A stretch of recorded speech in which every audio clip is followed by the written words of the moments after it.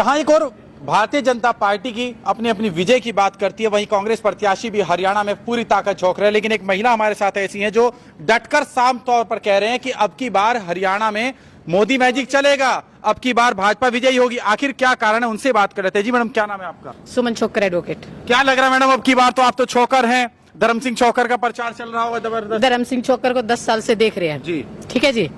जब एक मैं छोटा सा जवाब मैंने बोलिया नहीं है धर्म सिंह छोकर को, भाई ये ईडी, ये कोर्ट के ऑर्डर, ये सब कुछ चल रहा है जी, तो भाग क्यों रहे हैं जी, जो वहाँ पे गुड़गांव में जो कंपनी थी या किसी से भी पैसे कलेक्ट करे हैं, वो पैसे वो एलिगेशन क्यों लगा रहे हैं उसके ऊपर? कुछ तो सच्चाई होगी ना। इनका बेटा है, अंदर है, ये भाग रहे हैं, चलो इलेक्शन लड़ रहे हैं, पावर है भाई, 10 साल या 20 साल काम किया इन्होंने। लेकिन मैं एक बात कहती हूँ, मनमोहन भडाना जीतेगा, बीजेपी जीतेगी रहेगी, शशिकांत क्यों नहीं जीता? बैकग्राउंड भी देखते हैं लोग, ठीक है जी। जी जी, बीजेपी जीतेगी, बीजेपी जीतेगी। मैं कह रहे ना कि मोदी क्या करेगा। मोदी ने इतना, हमने बचपन से लेकर आज तक की उम्र है, मैंने आज तक ऐसा शासन नहीं देखा। लेकिन मैडम अगर हरियाणा में सच में ऐसा शासन था तो मुख्यमंत्री क्यों बदलने पड़ गए? पहले मनोहर लाल खट्टर, उसके बाद नयाब सिंह सैनी। वो तो कह रहे मुख्यमंत्री बदलते विधानसभा का समय निकल जाता है इनके यहाँ। मुख्यमंत्री ये बीच में जो अभी आ गए थे सैनी, नायब सैनी, ये देखो ये चीजें वो जानते हैं, हमें नहीं पता। लेकिन इतना है कि हमें मोदी का जादू है, मोदी ने काम किए है और मोदी ही, ये हमारे यहाँ से मनमोहन भडाना ही जीतेगा। अगर मैडम मोदी मैजिक था तो 400 पार का नारा क्यों फेल हो गया अब की बार? ऐसे तो होता रहता है, ये कोई भगवान थोड़ा ना होते हैं, काम करते हैं। काम में क्या होता है, विपक्ष भी होता है, पक्ष भी होता है, सारी चीजें होती है। खुद भगवान थोड़ा ना, काम करते हैं मोदी। आपके हिसाब से पार्टी बढ़िया है, प्रत्याशी बढ़िया है, ये बता दीजिए। अब की बार यहाँ पार्टी भी बढ़िया है, प्रत्याशी भी बढ़िया है। पिछले 2 बार जो 2 प्लान से ये आ रहे हैं ना, ये प्रत्याशी था ना जो, ये बढ़िया नहीं था। पैसे से या टिकट लाने से, ये सब चीजों से नहीं बनते। आदमी का काम भी देखना पड़ता है, उसकी बैकग्राउंड में जो वैल्यू है वो भी देखनी पड़ती है। अब मनमोहन भडाना है, चलो ये बाहर से आया, कह रहे ये भाग जाएगा, ऐसा कुछ नहीं है। इनके पिताजी पहले भी यहाँ पे रह के गए, करतार सिंह भडाना सहकारिता मंत्री रहे हैं, ये काम करेंगे। मेरी 100% ये है कि बीजेपी जीतेगी। लेकिन मैडम आज तक यहाँ पर तो खाता भी नहीं खुला फूल का, अब की बार आखिर क्यों नहीं खुला?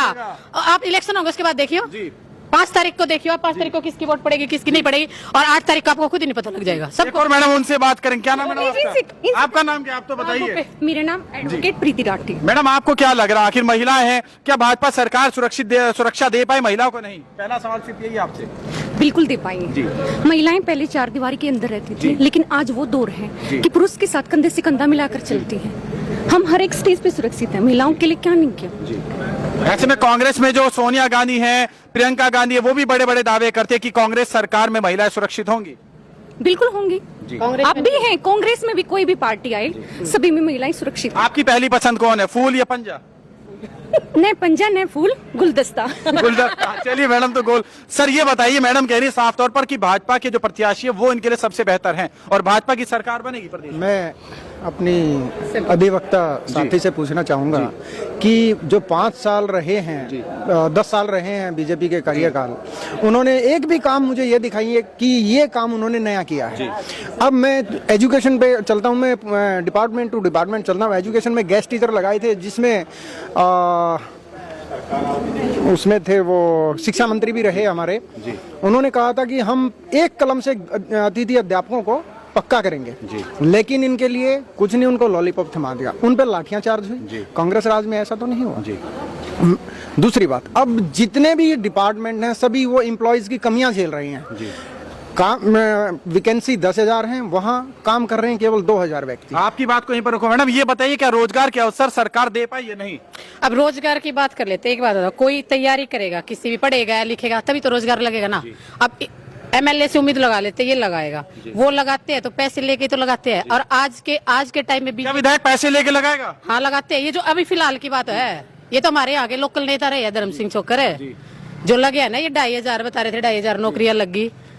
ये पैसे लेके या फिर तलवे चाटने से या ऐसे तो लगे। बड़ा आरोप, ये साफ तौर पर आरोप लगा कि धर्म सिंह छोकर पैसा लेकर नौकरी लगवा। बिल्कुल नकारते हैं इस आरोप को हम।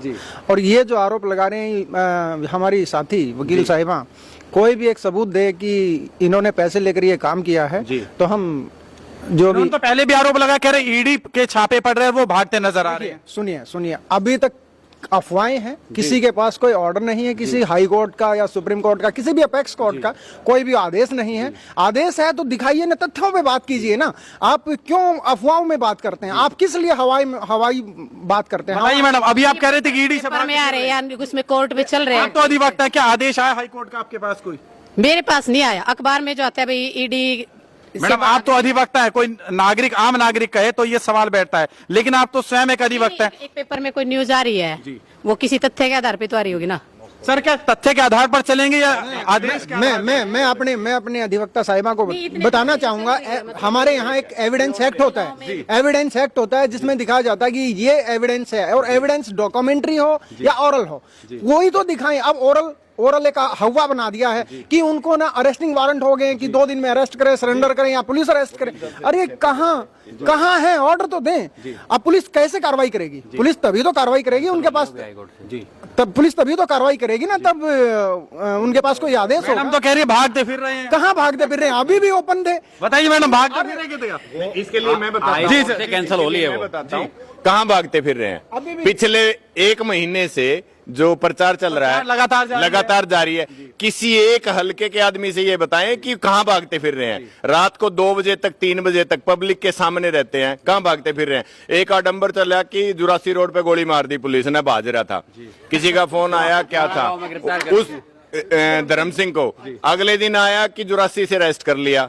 वो पता नहीं गोली किसका लगी, अरेस्ट कर लिया। वो तो शेर की डाल फिरन लग रहा सारे गांव में, मैं वोट मांगता। ये बात में मैं भी कंफ्यूज, दुविधा में पड़ गया कि सभी अधिवक्ताओं को मालूम है, लेकिन आपके जो साथी है इनको कैसे नहीं वोट मालूम? तो बीजेपी को है, वोट आपकी बीजेपी को और बीजेपी काम कर रही है। ठीक है जी, हम ये नहीं कह रहे, ये अपना नहीं अपना अधिकार है, वो राइट टू वोट सभी का अपना इंडिविजुअल राइट है, वो तो सभी का- कहीं दे। हम उनको ये नहीं कह रहे कि आप कांग्रेस को दें या किसको दें, वो उनका इंडिविजुअल। हम जो एज पर लीगलिटी, अब मैडम ने कहा कि सभी औरतें सुरक्षित हैं बीजेपी में, कहाँ सुरक्षित हैं? दिखाइए मुझे, डाटा उठाइए, क्राइम जो अपने क्राइम रिपोर्ट है वो उठाइए, तो इनको पता। आपके हिसाब से भाजपा में महिला सुरक्षित? अरे नहीं है सर, महिलाएं का आदमी भी सुरक्षित नहीं है। सुरक्षित मैडम, आप तो बीजेपी में सुरक्षित है, बीजेपी में सुरक्षित हम तो। आप सुरक्षित है बीजेपी को वोट जाएगा। चलिए, तो मेरे साथ तमाम अधिवक्ता थी, जिनमें महिला अधिवक्ता ने साफ तौर पर कहा कि अब की बार आखिर हरियाणा की जनता किस तरह का मूड बनाए बैठी है। फिलहाल के लिए इतना ही, नमस्कार।